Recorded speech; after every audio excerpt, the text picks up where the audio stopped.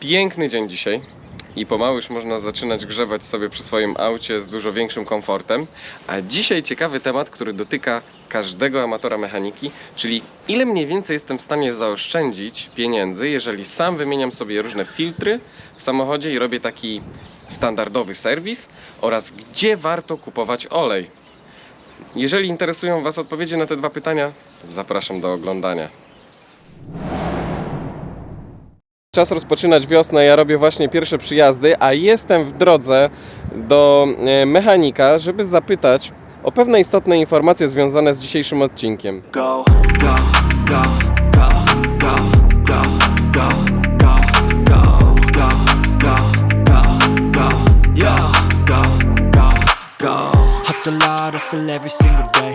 I'll be making moves till I'm buried. No dobra, kilku mechaników odwiedzonych. Wychodzi na to, że zrobienie takiego serwisu olejowego w moim aucie, w Audi A6 kosztuje przeciętnie w Szczecinie między 2 bez kosztów części eksploatacyjnych, czyli wymiana wszystkich filtrów, filtr kabinowy, powietrza, paliwa, oleju, wymiana oleju i kasowanie inspekcji. No ale teraz jeszcze jeden temat. Jadę kupić olej i zaraz zobaczycie gdzie i później wyjaśnię Wam dlaczego. Go. You got a mind, but even that could change. You could flip the gray matter like some batter in your brain.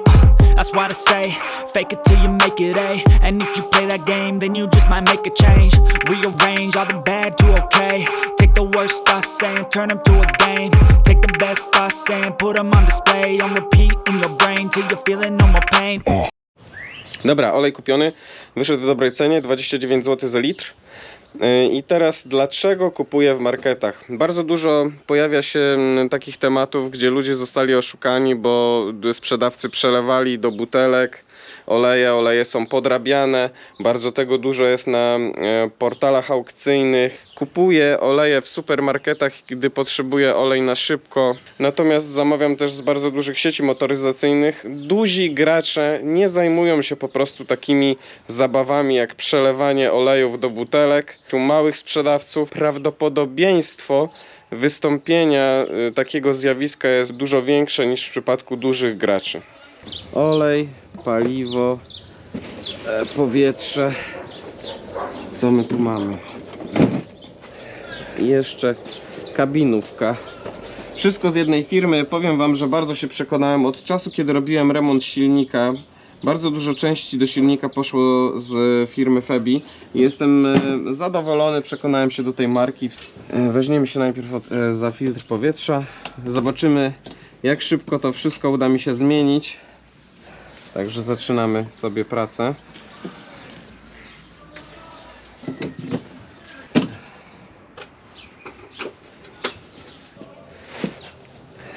Tu mamy śrubę.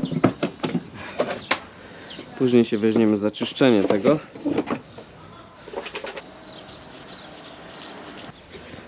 Będzie szedł już do wymiany. Tutaj jest zawleczka. Nożyki ochronione.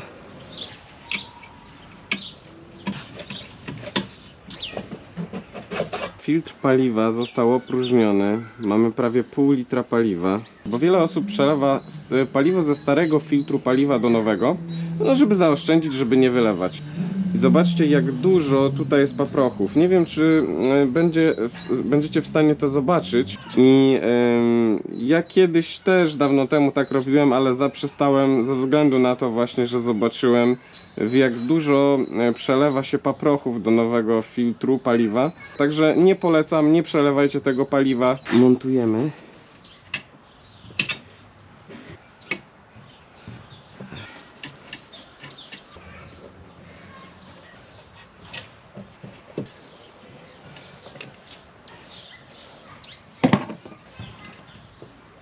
Teraz będziemy odpowietrzać. Filtr paliwa jest pusty, bo tutaj po przekręceniu zapłonu pompa paliwa automatycznie się nie uruchamia. W niektórych autach możecie bez żadnego interfejsu diagnostycznego odpowietrzyć sobie filtr paliwa. W momencie, gdy przekręcicie zapłon, po prostu pompa paliwa się uruchamia.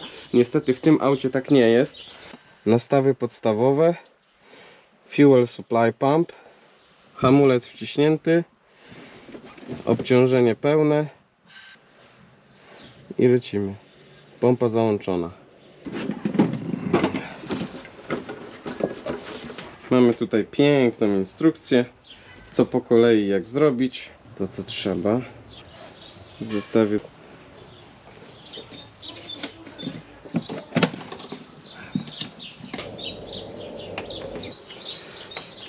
po wymianie filtru paliwa i filtru powietrza zaraz zapalimy samochód, zobaczymy, czy wszystko chodzi, czy nie zgaśnie nam, czy paliwo się ładnie uzupełniło i odpowietrzył się układ. I bierzemy się za wymianę filtru kabinowego, spuszczamy olej i wymiana filtru oleju, zalewamy nowym i kończymy serwis.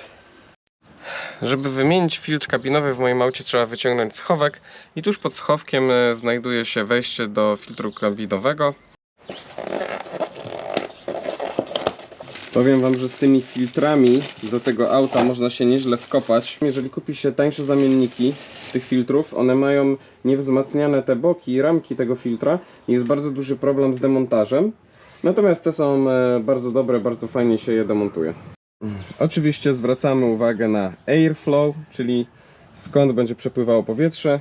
No i ostatnia rzecz, jaka nam została, to jest olej, filtr oleju. Kasujemy inspekcję i kończymy.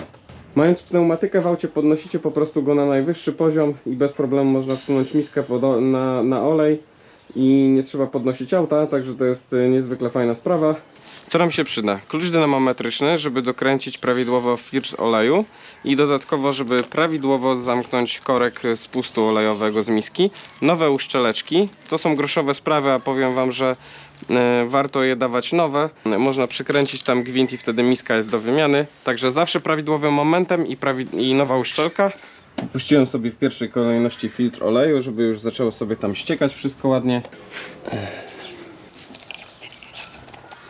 No co, no jest 16, no co? No ja wiem, no kończę, no chcę zrobić już to wszystko. No to skończ. No. A, I montujemy. 35 Nm. I korek dokręcamy z momentem 30 Nm. Do tego silnika wchodzi spokojnie ponad 7 litrów oleju. Olej wlany. Fajnie go widać. No i została wisienka na torcie. Data wymiany. Zamykamy. A co z tym przepracowanym olejem zrobisz, cwaniaczku, kochaniutki?